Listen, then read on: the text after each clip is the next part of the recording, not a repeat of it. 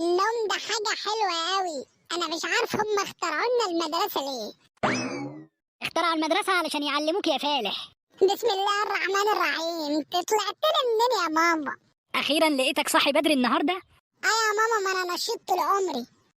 هو أنت هتقولي ده أنا كنت باجي أصحيك بالمقشة، ولا أنت نسيت؟ يوه يا ماما، ليه الجرس والفضايح دي بس؟ ولا انت مصرة تهزقيني قدام أصحابي اللي بيشوفوني دلوقتي؟ لا اطمن يا حبيبي، أصحابك عارفين إنك أنت أصلا عيل كسول. ماشي يا ماما، مش شاكرين. قوم يلا تعالى عشان خاطر بحضرت لك الفطار عشان تلحق تروح مدرستك. حاضر حاضر يا ماما، روح انت. أما أقوم ألبس أنا بقى عشان ألحق مدرستي.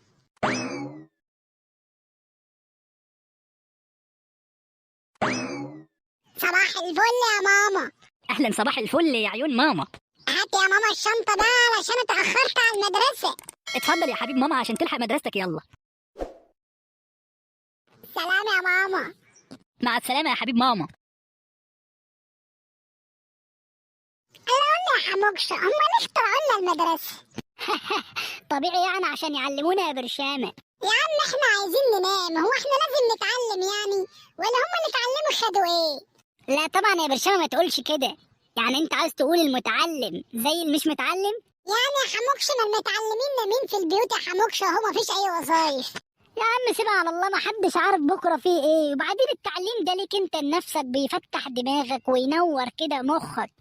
طب يلا بينا يا حموكشة عشان احنا اتأخرنا على الحصة، لسه الصلاة هينفخنا. صباح الخير يا أولاد. صباح النور. كل سنة وانتم طيبين بمناسبة خلاص حلول شهر رمضان. وانت طيب يا مستر. الحمد لله على سلامتك يا أستاذ صالح، والله نورت المدرسة.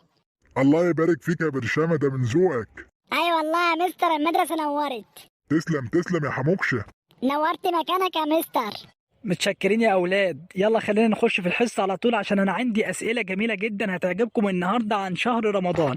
خلينا نبدأ بقى برشامة. أول سؤال، أنا عايزكم قبل ما نبدأ في الأسئلة دي يا حبيبي تركزوا معانا جامد في الحلقة، لأن الأسئلة دي هتفيدكم أوي إن شاء الله. السؤال بيقول يا برشامة، ما هو حكم صيام شهر رمضان؟ شهر رمضان يا مستر واجب على كل مسلم بالغ عاقل صحيح البدن والجسد. برافو عليك يا برشامة. قول لي يا حموكشة، ما هو شهر رمضان؟ شهر رمضان يا مستر هو الشهر التاسع في التقويم الهجري، وهو شهر مقدس عند المسلمين. برافو برافو. سؤال ده لك انت يا زلطة، ما هي مبطلات الصيام؟ مبطلات الصيام يا مستر هي الأكل والشرب والجماع والنفاس والحيض والقي العمد والحقنة الشرجية. برافو عليك يا زلطة. السؤال لك انت يا برشامة، ما هي صلاة التراويح؟ هي صلاة النافلة تصلى في شهر رمضان بعد صلاة العشاء. برافو عليك يا برشامة. السؤال لك انت يا حموكشة، ما هي ليلة القدر يا حموكشة؟ ليلة القدر يا مستر هي ليلة خير من 1000 شهر، وهي الليلة التي أنزل فيها القرآن الكريم على النبي محمد صلى الله عليه وسلم. ما شاء الله، برافو عليكم يا أولاد، أنا مبسوط منكم قوي.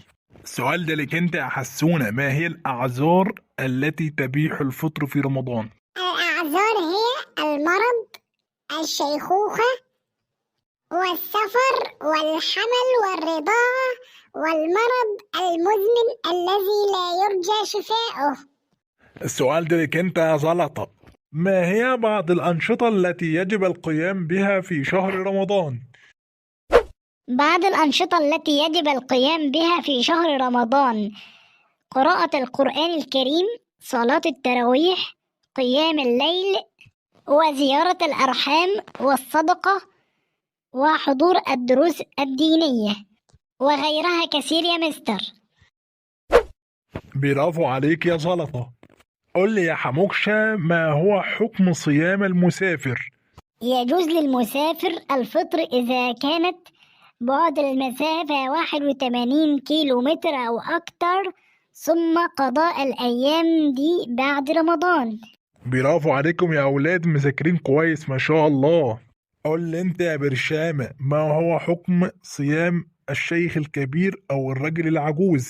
يجوز للرجل العجوز الفطار في رمضان إذا كان لا يستطيع ذلك، ويجب عليه إخراج فدية عن كل يوم أفطره. برافو عليك يا برشامة. السؤال لك انت يا حسونة، ما هي بعض النصائح للتخلص من الكسل في رمضان؟ الإجابة يا مستر تنظيم الوقت، ووضع خطة للعبادة والأعمال الصالحة، ممارسة الرياضة، ومشاركة في الأنشطة الاجتماعية، والتغلب على الأفكار السلبية. برافو عليك يا حسونة. وبكده يا أولاد نكون انتهينا من الحصة بتاعت اليوم. أما انتم بقى يا حبايبي ليكم سؤال بقى، واللي يعرف إجابته يجاوب في الكومنتات. ما هو الدعاء الذي ردته المصليين بين السجدتين؟ وبكده يا أصحابي يكون الفيديو خلص. أكيد طبعا مش هتنسوا تصلوا على النبي في الكومنتات علشان ناخد ثواب كلنا مع بعض. وكل سنة وانتم طيبين، ربنا يعود علينا وعليكم الأيام بخير بمناسبة شهر رمضان الكريم.